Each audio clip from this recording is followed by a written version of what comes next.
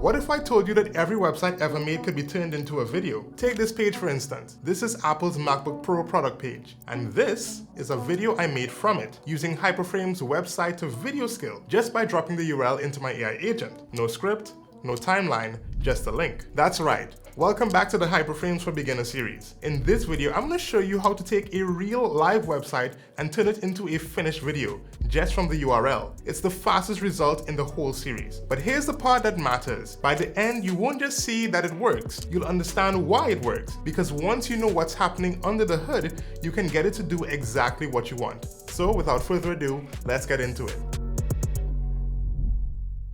Let's start with why this is even possible. Think about what a website already is. Headlines, body copy, high quality images, logos, brand colors, and fonts. Somebody already decided what matters and how it should look. That's a brief, and a really good one. So the only problem, it was built to be read, not watched. So you got blog posts, landing pages, change logs, docs, all of it just sitting there, full of story locked in a format nobody presses play on. So website to video flips that. It reads the page the way a creative director would and turns it into something that you watch. And if you're in marketing, developer relations, an agency, or you're just a founder doing all three at 11 p.m., this is going to feel a little unfair. Now before we make our own, I want to crack this open. This is the part most people skip, and it's the part that makes everything else click. Here's the video it generated, and here's what's actually behind it. You see this? It's not a black box. It's a normal Hyperframes project. There's a main file that wires it all together, a folder of scenes, one file for beat, a design file,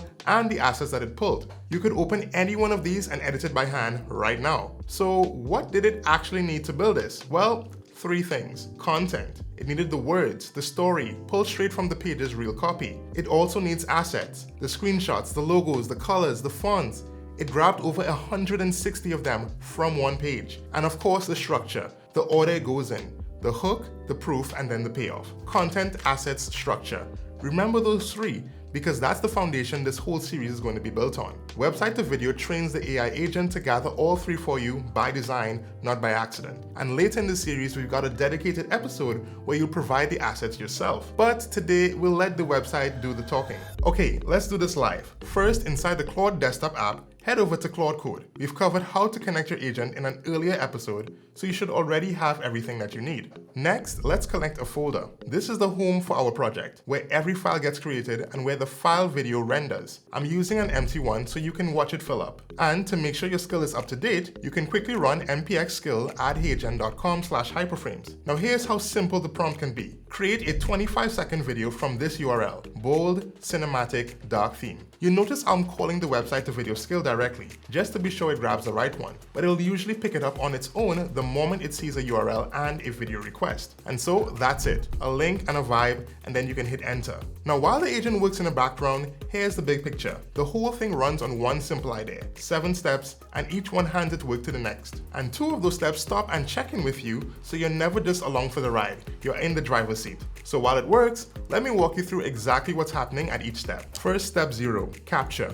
It opens the page and scrolls top to bottom, grabbing everything. Screenshots, images, logos, the colors, even the fonts. On the MacBook Pro page, that was 20 screenshots and over 160 assets. Next, step 1, the brand identity. It writes a quick style guide from what it captured, the exact colors, the fonts, the look, and the feel, and it saves it as a file called a design.md. That's its brand cheat sheet, so everything it makes actually belongs to that brand. Step 2, the strategy. Before it touches a single visual, it decides the one thing this video needs to say, because a video that says everything says nothing. Step 3, the storyboard and the script. It plans the video beat by beat and writes the entire narration to match. And this is the first place it checks in with me to approve the plan before it builds. Step 4 is the voice and the timing. It gives the script a voice, then times every scene to the words, so the visuals land exactly when they're spoken. That's the second check-in where I pick the voice. Step 5 is the build. Now it builds each beat into an animated scene, real, editable HTML, and wires them all into one timeline. And of course, step 6, validate and deliver. It checks its own work, looks for anything broken, snapshots each scene to make sure it renders, and then hands me a preview. That's it, 7 steps. Capture, brand, strategy, storyboard, voiceover, build, and deliver. Every single time. Now, one more thing worth knowing before you ever hit enter. The kind of video you get is driven by your prompt. Want a social cut? 10 to 15 seconds. A teaser? 10 to 20 seconds.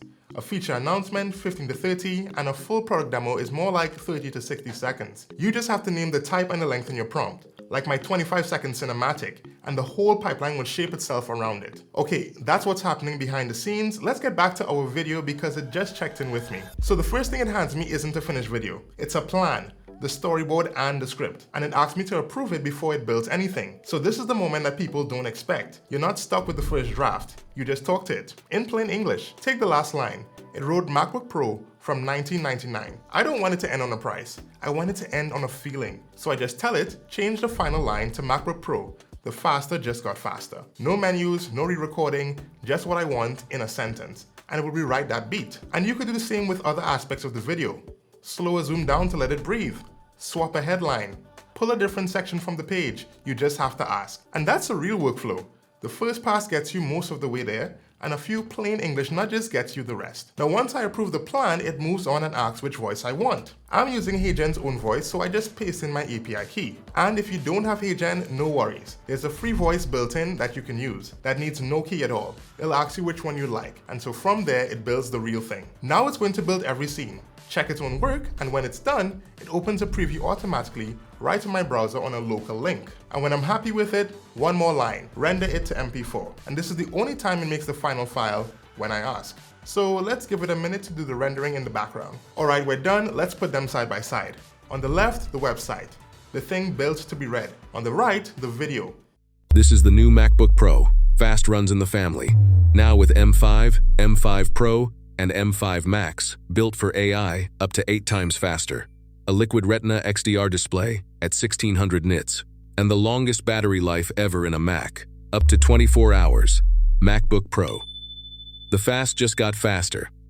It's the same story, same brand, same assets, but now built to be watched. It's the same ingredients, completely different format, and I'll be honest, I didn't write a word of that, the page did. So that's the whole idea. A URL is a video brief, content, assets, and structure. Website to video gathers all three and you stay the rest in plain English. And later in the series, we'll flip that. Instead of pointing at a website, you'll build one of these from scratch, just by describing what you want in a prompt. I've left the links to every resource down in the description, so be sure to check them out and try Hyperframes website to video yourself. If you're getting value from this series and want to keep following along, then hit subscribe. That way you'll be notified in the moment when we release the next video. We can't wait to see what you create. I'll see you in the next video.